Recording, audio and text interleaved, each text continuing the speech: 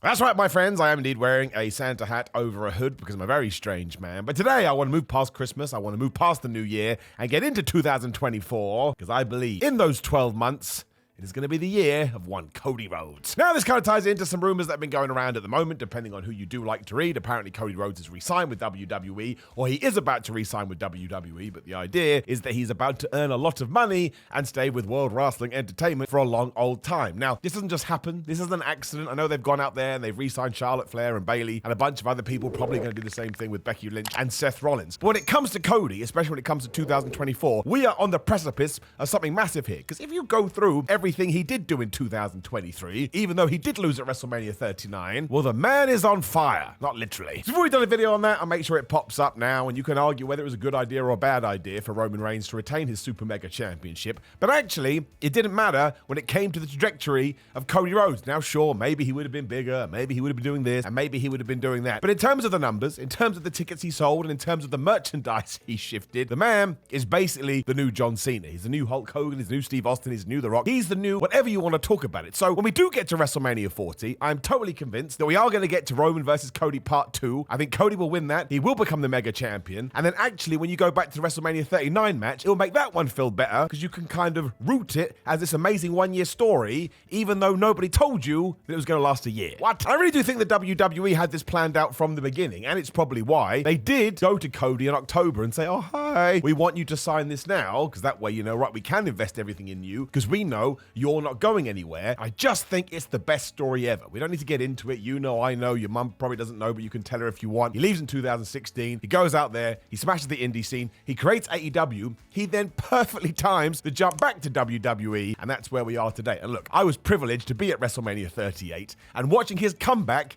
is genuinely one of the best things I've ever seen live. But given that he is already so popular, and given that the younger WWE fan base is so into him, which is a metric that you can't ignore, when we do finally coronate him properly, man, who knows what the ceiling is? And ultimately, I think what we really need to make sure we do have down, and Triple H probably does, because he enjoys this long-term planning, is who the hell he feuds with on the other side. Because something that actually popped in my head the other day is if he does win the Universal Championship, he has to move to SmackDown, and we may be living in a world when we get to, let's say, mid-April 2024, and Cody Rhodes is on SmackDown as their champion, and on Raw, do you know who the champion could be? CM Punk? Different video, different day. Now, I always kind of thought that maybe he would feud with Drew after Drew turned heel, but I'm not sure what we're going to do with him and Seth at the moment, so I don't know. But everything is lined up to create that super duper megastar that WWE loves. And that's actually why I think Cody is the right person. Now, everyone's going to argue, it should be a Bron Breakker, it should be a Trick Williams, it should be a Carmelo Hayes. And I wouldn't be against any of them beating Roman Reigns. Sometimes I think you do need to take a chance with somebody to see if it is going to work. But I always go back to The Undertaker versus Brock Lesnar. And amazingly, if you do want to feel old, that is almost 10 years removed. How is this possible? The streak is over. But that, once again, is going to light up the comments, and maybe we can do a specific video about this too. But I think WWE made the right decision, because again, here we are in 2023/24, and Brock Lesnar still feels like the end-of-level boss. Now, he would have always felt like a sub-boss maybe, but I'll stand by the fact until I'm dead, which is way too much, that him beating The Undertaker and defeating The Streak is the reason we got so much mileage out of him that we did do. Like, he'd still be going today, but would he have this super-duper mega aura? I mean, probably, but it still wouldn't have been as much. So if we can do the same thing with Cody, I don't care that he's 38 years old, as somebody said the other day, you can light an absolute fire under this man, and he could totally knock your socks off. Now, it's not like WWE is doing badly at the moment, but one of the reasons I do think they went out there and signed CM Punk is because they were like, well, we want to keep the momentum going. So let's not wait until all of a sudden we see the numbers going in the right direction. Let's strike while the iron is hot, and ipso facto, we can cruise through the next 12 months and just make a lot of money. And they wouldn't be going with Rhodes if they didn't have it on paper that he was doing so well. So when he does take that next step up, I just think it's going to be fantastic. And I think you can plan all of 2024 around him from a SmackDown point of view. Of course,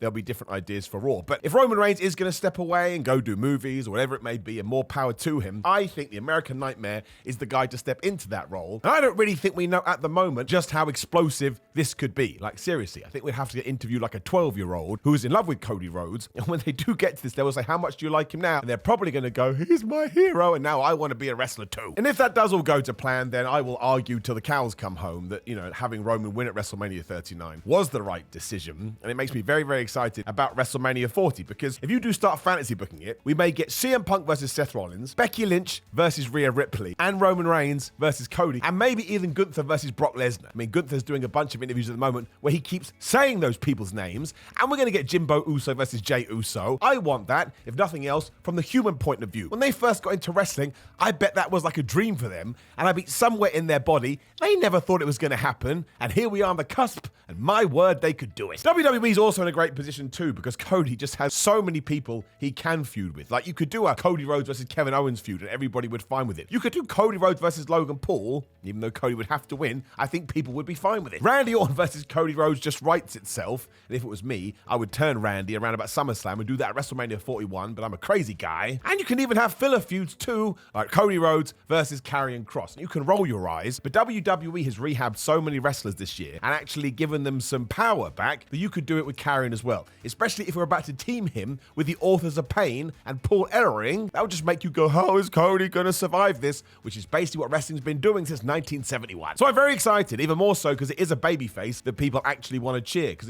there's an asterisk to John Cena because people like to boo him. There's a massive asterisk by Roman Reigns. But now you have someone that does come out. They are white meat babyface, and they do cry, and they have emotions and stuff. Everybody is just massively in love with the guy. And that's when I like wrestling. I like the good guys being cheered. I like the bad guys being booed. Doesn't mean you can't have shades of grey, and some characters should have that. But really, if you're going to paint your entire canvas, let's have heroes, let's have villains. Let it just be a silly-dilly pantomime. So yes, there we go. I'm calling it now. When we get to this point next year, December 2024, Cody Rhodes will be an even bigger star now, and WWE will basically be like situated around him and other people as well. And I think that's going to rock, and I think he's going to smash it, and I think it's going to be one of the most inspirational stories in the history of the damn industry. I mean, he really did go from undesirable to undeniable. That's right, like it's true. He did do that. He went to Vince McMahon and Triple H before he left and said, I don't want to be Stardust anymore. They went, tough, you're going to be Stardust forever. So he went, flub you. And now, maybe even by the time you see this video, he is going to be the WWE champion.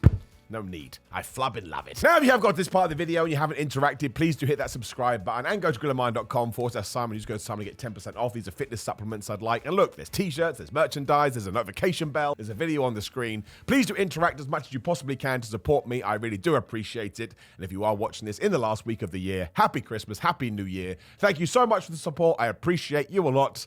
And of course, the videos will keep on coming, because that's just how YouTube works. Hat is way too hot. Goodbye.